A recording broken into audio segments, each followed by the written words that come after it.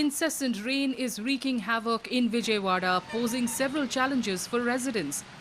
Heavy rainfall accompanied by strong gusts of wind have uprooted trees, forcing district authorities to advise people to stay indoors and avoid venturing into low-lying areas that are prone to flooding.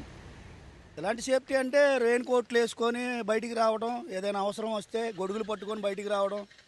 గొడుగులు కూడా ఆగట్లా ఒకసారి ఈ దీనికి చెట్లు పడిపోతున్నాయి. రాత్రి పడిపోయినాయి చెట్లు. ఇక్కడ బోల్డ్ అని చెట్లు పడిపోయినాయి రాత్రి. సురక్షితమైన బిల్డింగుల్లో ఉండే రకంగా ఉండాలి. ఎక్కువగా బయట తిరగకుండా కొంచెం కాపాడుకోవాలి. చెట్ల కింద వాటి కింద ఉండటం మంచిది కాదు. ఈ ఎత్తైన చెట్లు వాటి కింద ఉంటే పిడుగులు పడే అవకాశం ఉంది కదా. ఎవరన్నా పనికి బయటికి రాక తప్పదు. జాగ్రత్త అని చెప్తారు. జాగ్రత్త అలా తీసుకుంటేనే మన పని మన జాగ్రత్త చూసుకోవాలి.